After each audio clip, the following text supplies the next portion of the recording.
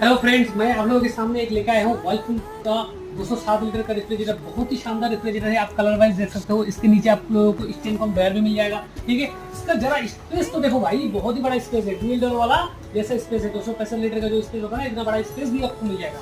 ठीक है, देन आपको ये 5 स्टार के अंदर इसका जो यूनिट है 134 यूनिट होगा। इतना बड़ा रेफ्रिजरेटर 134 यूनिट, ये काफी अच्छी बात होता है। ठीक है, इसका रेफ्रिजरेटर का प्राइस भी बहुत ही रीजनेबल है। ठीक है, ये 19,000 प्लस आपको मिल जाएगा। ठीक है, उसके अंदर भी मिल सकता है। आप ऑफलाइन में एक बार अच्छे से ट्राई करना और मुझे कमेंट सेक्शन में बताना। इसका जो प्राइस इसका जो मॉडल नंबर, सीरियल नंबर है, मैं कमेंट सेक्शन में आप लोगों को पिन कर दूंगा। आप वहां से देख के आप लोग परचेस कर सकते हो।